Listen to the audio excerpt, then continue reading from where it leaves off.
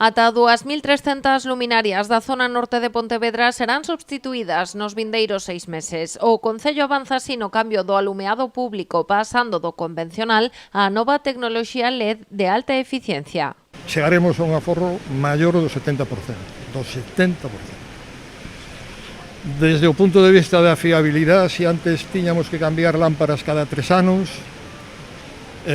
os LED que se instalan, que son de alta potencia, máxima calidad, teñen 100.000 horas de vida. Eso significa ni máis ni menos que en torno a 25 anos de vida útil, ¿no?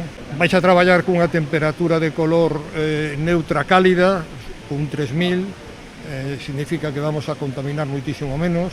Así irase actuando en rúas como Cruz Vermella, San Antoniño, Benito Corval, o barrio do Castañal ou a Parda. Tamén se renovarán 39 cadros de mando e protección, limparánse as columnas e repintaránse os báculos. Ademais, o proxecto inclúe un reforzo específico da iluminación para mellorar a seguridade. Se reforza a seguridade nos pasos de peóns, unha mellora de iluminación nos pasos de peóns para garantizar a seguridade e tamén nas zonas peonís, non? E vamos a producir un aforro enerxético de consumo desde logo por riba do 1,5 millón, casi 2 millóns de euros do que se gastaba anteriormente coa anterior iluminación.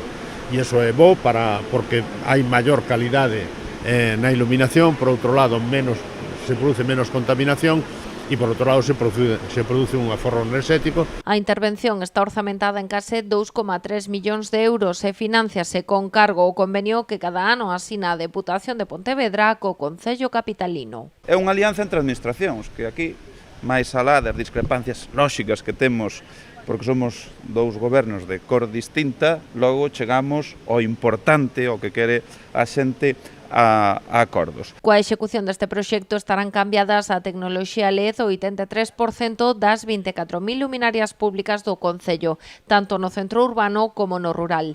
Quedarán pendentes pros vindeiros anos partes do centro histórico e algúns lugares das parroquias de Tomeza e Salcedo.